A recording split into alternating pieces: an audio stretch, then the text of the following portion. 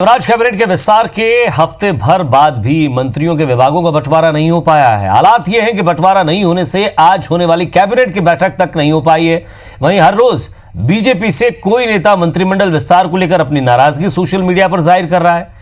सबसे पहले विधायक अजय विश्नोई ने ट्वीट किया कि पहले मंत्रियों की संख्या और अब विभागों का बंटवारा। मुझे डर है कि कहीं पार्टी का आम कार्यकर्ता हमारे नेता की इतनी बेइज्जती से नाराज ना हो जाए, नुकसान हो जाएगा। इसके बाद पूर्व विधायक ताराचंद गोयल ने फेसबुक पर अपनी नाराजगी जताई। पार्टी महासचिव कैलाश विजयवर्गीय ने वर्चुअल रैली में यह कह दिया कि कड़वा घूंट पीना पड़ता है। और अब बीजेपी से विधायक रही पारुल साहू ने फेसबुक पर लिखा कि विभागों के बंटवारे का मामला दहेज प्रताड़ना राजनीतिक तलाक का कारण न बन जाए। पारुल साहू ने 2013 में सुर्खी सीट से बीजेपी उम्मीदवार के तौर पर गोविंद राजपूत को शिकस्त दी थी। अब गोविंद राजपूत खुद बीजेपी में है और उपचुनाव में उनका यहां से लड़ना तय है। जाहिर तौर पर बीजेपी के लिए बड़ी मुश्किल है। एक तरफ सिंधिया का दबाव है तो दूसरी तरफ अपने नेताओं की नाराजगी। कांग्रेस भी इस मौके को छोड़ने के मूड में नहीं है। दिग्विजय सिंह ने एक ट्वीट करके मंत्रिमंडल में जो देरी हो रही है उसके लिए सिंधिया के दबाव को जिम्मेदार बताया है। उन्होंने ट्वीट किया है कि विभागों के बंटवारे को लेकर पूरी बीजेपी में दिल्ली से लेकर भोपाल तक वर्कआउट चल रहा है। ये बंटवारे का झगड़ा नहीं है, ये लूट के बंटवारे का झगड़ा है। परिवहन, एक्साइज, राजस्व, शहरी विकास विभाग सिंधिया जी नहीं छोड़ना चाहेंगे। जिस कांग्रेस के लोगों के साथ हम लड़ाई लड़ते रहे उसके लिए हम कैसे काम करेंगे? मित्रों, राजनीति इसी को कहते हैं। कभी कभी कड़वा घूंट पीकर भी समाज सेवा करना पड़ती है। और इस खबर पर ज्यादा बातचीत के लिए हमारे संवाददाता सुधीर दंडूतिया हमारे साथ जुड़ गए। सुधीर, कड़वा घूंट पीना पड़ता है, कड़वा घूंट पी भी लिया और अब बारी है उस कड़वे घूंट के साथ साथ उसका स्वाद बताने की कि साहब ये ऐसा था, ये वैसा है। सवाल यही कि विभाग का बंटवारा कर दीजिए जल्दी से जल्दी, वरना विपक्ष के निशाने पर तो आप हैं ही। और आज जिस तरह से इंतजार था विभागों के बंटवारे का, लेकिन आज तो विकास दुबे खेल रही है बीजेपी। बिल्कुल विजय, देखिए मंत्रियों के लिए शायद कहना होगा कि हाथ तो आया पर मुंह ना लगा। विभागों के बंटवारे अब तक नहीं हो पाए, लिहाजा पेशेंस जो है न केवल बीजेपी के नेता बल्कि जो मंत्री हैं उनका भी जो धैर्य है जवाब देने लगा है। लिहाजा अगर बात किया तो मंत्रिमंडल बंटवारे को लेकर खुद मुख्यमंत्री 2 बार ये दावा कर चुके थे कि विभागों का बंटवारा भोपाल पहुंचते ही कर दिया जाएगा जब वो दिल्ली थे। उसके बाद कल उन्होंने कहा कि आज जो है कैबिनेट की बैठक है और उससे पहले सब कुछ हो जाएगा। पर कैबिनेट की बैठक जो आज सुबह थी उसका समय परिवर्तन किया गया और दोपहर तक आते आते कैबिनेट की बैठक को स्थगित कर दिया गया। ये अपने आप में बिल्कुल साफ इशारा करता है कि मध्य प्रदेश के अंदर भले ही सरकार बीजेपी ने बना ली हो पर लेकिन सब कुछ बीजेपी के अंदर ठीक ठाक हो, ये बिल्कुल भी नहीं है।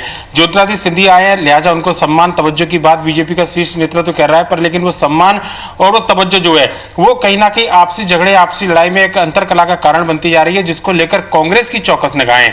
दिग्विजय सिंह का ट्वीट काफी ज्यादा एक बड़ा इशारा करता है। इससे पहले डॉक्टर गोविंद सिंह बोल चुके थे कि राजस्व विभाग को लेकर ज्योतिरादित्य सिंधिया कभी नहीं चाहेंगे किसी और के पास जाए उनके समर्थकों के अलावा।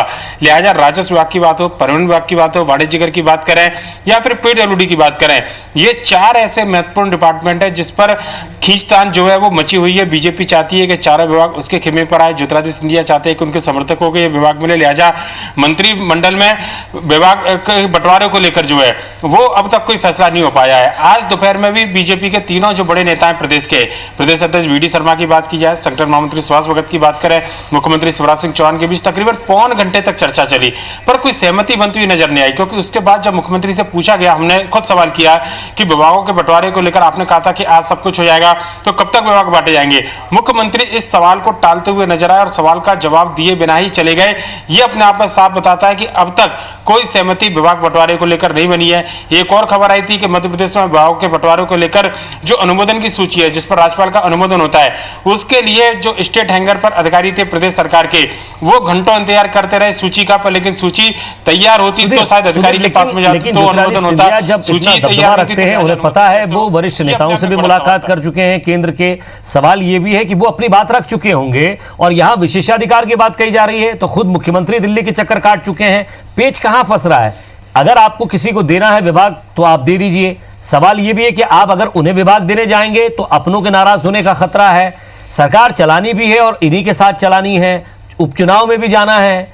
यानी कि एक तरफ कुआं है, दूसरी तरफ खाई है, और आपको इसी लड़ाई को लड़ते भी जाना है और इसी में आपको सीएम भी बने रहना है। तकलीफ तो चारों तरफ है। देखिए, बिल्कुल निश्चित तौर पर कुआं और खाई के बीच में बैलेंस बनाना ही अगर सरकार चलानी है तो निश्चित तौर पर बैलेंस बनाना होगा कुआं और खाई के बीच में। वजह आपने बिल्कुल सही कहा और ये एक सबसे बड़ी चुनौती हो सकती है। ज्योतिरादित्य सिंधिया के बड़े नेताओं से बातचीत हुई है, पर लेकिन बीजेपी के प्रदेश के नेता ये चाहते हैं कि कम से कम जो महत्वपूर्ण विभाग है, खासकर अगर मुख्यमंत्री शिवराज सिंह चौहान की बात करें तो गुंजाइश निकाली जाए, बातचीत की जाए। बातचीत के बाद में अगर ज्योतिरादित्य सिंधिया सहमत होते हैं, केंद्रीय नेतृत्व सहमत होता है, तो कम से कम जो महत्वपूर्ण विभाग है उसके बंटवारे को लेकर जो खींचतान चल रही है उसमें सहमति जरूर बनाने की कोशिश की जा रही है। मध्य प्रदेश के अंदर अकेले ज्योतिरादित्य सिंधिया के लिए फैक्टर ऐसा भी नहीं है, क्योंकि ज्योतिरादित्य सिंधिया के अलावा कांग्रेस के कई और विधायकों ने भी जो है वो बीजेपी की सरकार को समर्थन दिया है। एदल सिंह कंसाना की बात करें, बिसाहूलाल सिंह की बात करें, हरदीप सिंह डंग की बात करें, ये तीनों प्रदेश सरकार में कैबिनेट मंत्री हैं और ये तीनों के तीनों जो है अपनी शर्तों पर अपनी खुद की बातचीत के द्वारा बीजेपी में शामिल हुए हैं। बीजेपी की सरकार को इन्होंने समर्थन दिया, भले इनको ज्योतिरादित्य सिंधिया के कोटे से गिना जाता हो, पर लेकिन जब ज्योतिरादित्य सिंधिया ने दामन थामा था उससे कई दिनों पहले जो है ये बीजेपी के पाले में चले गए थे।